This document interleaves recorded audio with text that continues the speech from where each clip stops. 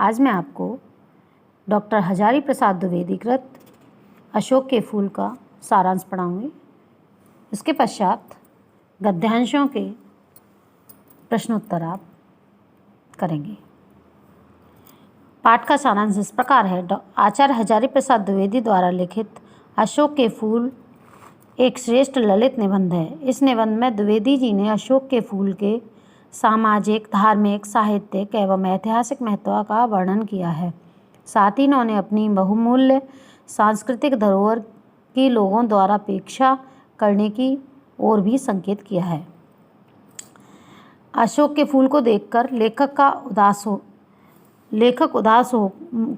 का मन उदास हो जाता है। वह अपनी उदासी का कारण स्पष्ट करते हुए कहता है कि वह इसलिए दुखी नहीं है कि अशोक के फूल अधिक सुंदर हैं या उनकी सुंदरता से उसे ईर्ष्या हो रही है, और ना ही वह उसकी कमियों की ओर इशारा करके उसे अभागा बताकर तथा सहानुभूति दिखाकर स्वयं को उससे सुंदर, सर्वगुण संपन्न बताकर अपने मन को सुखी बना रहा है। उसके दुख का कारण यह है कि जिस अशोक के फूल का वर्णन करके कालिदास ने उसे अत्यधिक सम्मान का अधिकारी बनाया, उसी अशोक को भारतीय रस साधना के पिछले हजारों वर्षों के साहित्य में भुला दिया गया। उत्तर भारतीय साहित्यकारों को अशोक के प्रति यह अपमानपूर्ण व्यवहार किसी भी दृष्टि से उचित नहीं है। लेखक ने भारत को विचित्र देश माना है क्योंकि यहाँ की संस्कृति विश्व की अनेक संस्कृतियों का मिश्रण है। भारत में समय समय पर अनेक जातियाँ असुर, शक, हूण, नाग, गंधर्व आदि आईं और यहीं पर बस गईं। ये जातियाँ यहाँ पर रहकर वापस चली गईं और अपनी संस्कृति का गहरा प्रभाव भारतीय संस्कृति पर छोड़ गईं। इन सभी का भारतीय संस्कृति के विकास एवं समृद्धि में उल्लेखनीय योगदान है। आज समूचे विश्व में हिंदू रीति के नाम से जो भारतीय संस्कृति प्रसिद्ध है, वह वास्तव में आर्यों एवं यहाँ रहने वाले अनेक दूसरी जातियों का मिलाजुला रूप है। इसमें विभिन्न जातियों की संस्कृति का मिश्रित रूप दृष्टिगोचर होता है। भारतीय संस्कृति में अशोक के फूल दो प्रकार के होते हैं, श्वेत एवं लाल पुष्प। श्वेत पुष्प तांत्रिक क्रियाओं की सिद्धि के लिए उपयोगी है, जबकि लाल पुष्प स्मृतिवर्धक माना जाता है। द्विवेदी जी का मानना है कि मनोहर, रहस्यमय एवं अलंकारमय दिखने वाला अशोक का वृक्ष विशाल सामंती सभ्यता की परिष्कृत रुचि का प्रतीक है। यही कारण है कि सामंती व्यवस्था के ढह जाने के साथ साथ अशोक के वृक्ष की महिमा एवं गरिमा दोनों नष्ट होने लगी। इससे अशोक के वृक्ष का सामाजिक महत्व कम होने लगा। अब यहाँ इसका भी वर्णन दिया गया है कि अशोक के वृक्ष की पूजा कौन करते थे। प्राचीन साहित्य के आधार पर यह स्पष्ट होता है कि अशोक के वृक्ष में कंदर्प देवताओं का वास है। असल में पूजा अशोक की नहीं बल्कि उसके अधिष्ठाता कंदर्प देवता की होती थी। इसे ही मदनोत्सव कहते थे। लेखक का मानना है कि अशोक के स्तवकों यानी गुच्छों में वह मादकता आज भी है। भारतवर्ष का स्वर्ण युग इस पुष्प के प्रत्येक दल में लहरा रहा है। मनुष्य की जीने की इच्छा यानी जिजीविषा। लेखक का मानना है कि दुनिया की सारी चीज़ें मिलावट से पूर्ण हैं। कोई भी वस्तु अपने विशुद्ध रूप में उपलब्ध नहीं है।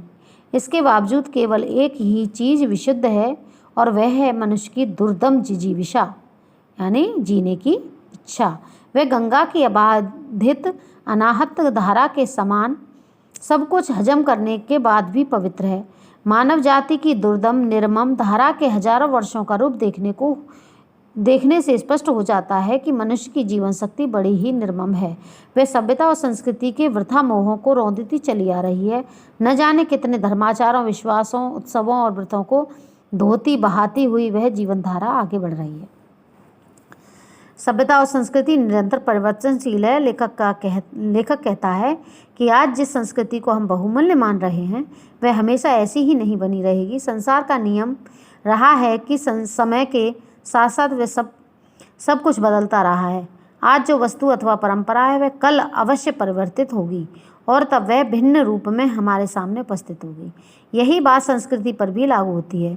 किसी समय सम्राट और सामंतों ने जिस संस्कृति को जन्म दिया था, वह अत्यंत मनमोहक और व्यक्ति को अपनी ओर आकर्षित करने वाली थी, पर समय के साथ साथ एक दिन वह समाप्त हो गई। इसके पश्चात धर्म के आचार्यों ने जिस ज्ञान और वैराग्य को बहुमूल्य समझा, उसे समाज में प्रतिष्ठित भी किया, परंतु उसका अस्तित्व भी धीरे धीरे समाप्त हो गया। मध्य युग में मुस्लिम शासकों के अनुकरण पर जो रसिक संस्कृति समाज में उमड़ी, वह भी भाप बनकर न जाने कहाँ उड़ गई, अर्थात समाप्त हो गई।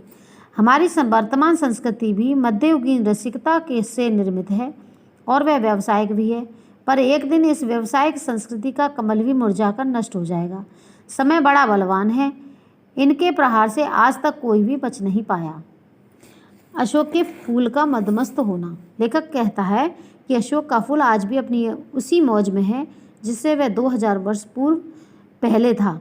उसका कहीं से कुछ भी नहीं बिगड़ा है, वह उसी मस्ती में हंस रहा है, उसी मस्ती में झूम रहा है, परंतु जो लोग उसके महत्व को प्राचीन समय में देख चुके हैं, वे उसकी महत्ता को क्षति को देख दुखी होते हैं।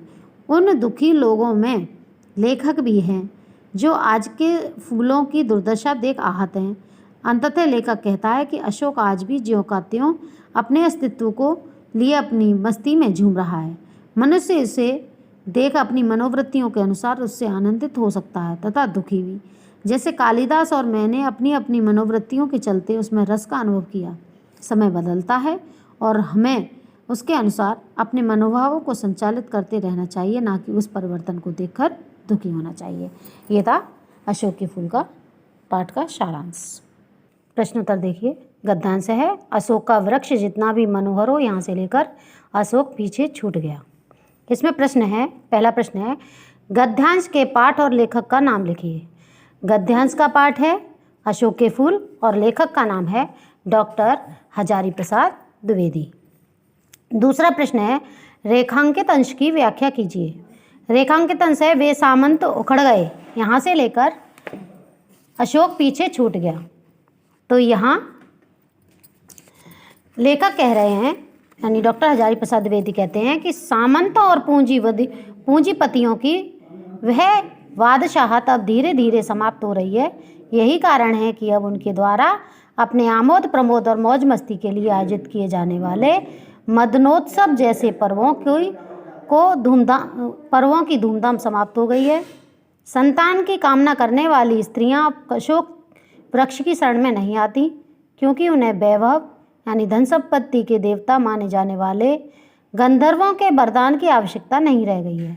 अब उन्हें गंधर्वों से अधिक शक्तिशाली पीर, पैगंबर, शिव, दुर्गा और देवी देवताओं का आशीर्वाद प्राप्त होने लगा है।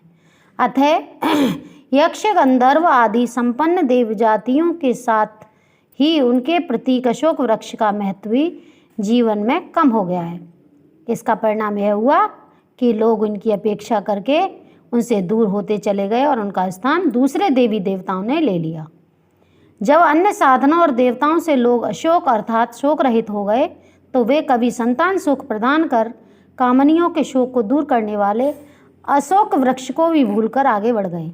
इस प्रकार आज जनजीवन में अशोक का महत्व समाप्त हो गया।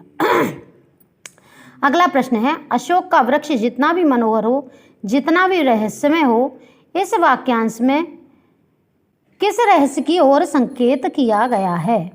तो किस की ओर संकेत किया गया है? इसमें कहा गया है कि सामंती सभ्यता का प्रतीक माना जाने वाला है अशोक का वृक्ष माना जाता था, जो दुर्बल किसानों का शोषण करती थी, इसलिए यह रहस्यमय हो गया है। प्रस्तुत गद्यांश के अनुसार सामंत क्यों खड़ गए? क्योंकि उन्होंने जनसाधारण का शोषण किया था। अगला प्रश्न है, यक्षों की इज्जत किसने घटा दी? यक्षों की इज्जत पीरों ने, भूत भैरवों ने, काली दुर्गा ने यक्षों की इज्जत घटा दी। गद्यांश देखिए, आज जिसे हम बहुमूल्य संस्कृति मान रहे हैं, यहाँ से लेकर सब नवीन बनेगा। पहला प्रश्न है इसका, गद्यांश के पाठ और लेखक का नाम लिखिए। जो हम ऊपर बता चुके हैं, गद्यांश का पाठ है अशोक के फूल और लेखक का नाम है डॉक्टर हजारी प्रसाद द्विवेदी।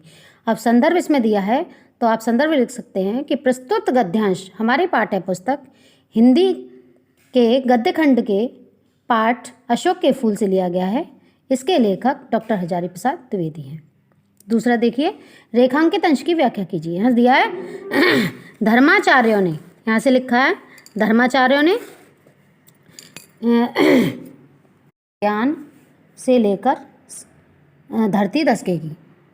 अर्थ इस प्रकार है, धर्माचार्यों ने सम्राट और सामंतों ने, यानी कि धर्माचार्यों से मतलब सम्राटों और सामंतों ने जिस विलासी और चापलूसी संस्कृति को बढ़ावा दिया था वह विलुप्त हो गई। इसी प्रकार धर्माचार्यों ने जिस आध्यात्मिकता को बहुमूल्य माना था वह भी आज नहीं रही।